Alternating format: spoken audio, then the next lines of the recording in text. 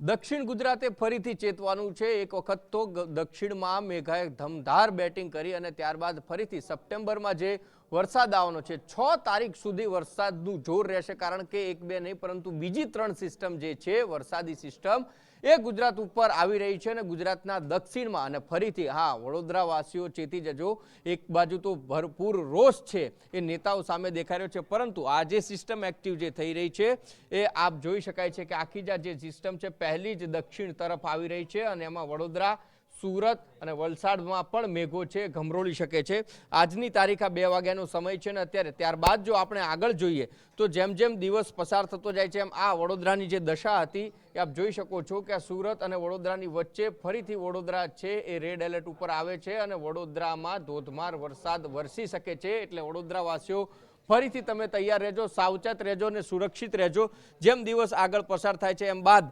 મધ્યમાં પણ છે એ મધ્ય દક્ષિણમાં સૌથી સારો વરસાદ થાય તેવું દેખાઈ રહ્યું છે અને એના જ કારણે આ 3 તારીખ અને સવારનો જે સમય છે સુરતથી આગળ સિસ્ટમ વધે, પરંતુ એક આખી જે સિસ્ટમ જે છે એ વડોદરા ઉપર જ સ્થાયી થતી દેખાય છે અને જેની અસર જે છે આજે આખું ગ્રીન ભાગ દેખાય છે વિકાસ, એ ગ્રીન ભાગ સૌરાષ્ટ્રના થાનમાં અને આ બાજુ ભાવનગર સહિતનો જે વિસ્તાર છે આટલો જે આપણો દરિયાઈ માર્ગ છે એને ઓળંગી અને ભાવનગર એટલે કે સૌરાષ્ટ્રમાં પણ ભારે વરસાદ કરી શકે છે। મધ્યની અંદર અમદાવાદ અને ઉત્તરમાં મહેસાણા સુધી વરસાદ રહે તેવું અનુમાન છે હવામાન વિભાગનું કરવામાં આવ્યું છે અને જેમ ત્યારબાદ 4 તારીખની જો વાત કરીએ તો 4 તારીખે પણ વરસાદ ખૂબ સારો રહે તેવી અનુકૂળ વાતાવરણ છે બનેલું છે અને એના જ લીધે આખું ગુજરાત ફરીથી ગમરોળાશે। આ 4 તારીખના દ્રશ્યો છે આપને બતાવી રહ્યા છે। 4 તારીખે સવારે આ 1, 2 અને ત્રીજી સિસ્ટમ, આ 3 જે સિસ્ટમો છે એમાં મધ્ય ગુજરાત ખાસ કરીને પાછું 4 તારીખે વડોદરા ઉપર છે એ કાળા વાદળો ઘેરાવો લેશે અને વરસાદ છે ધોધમાર વરસશે।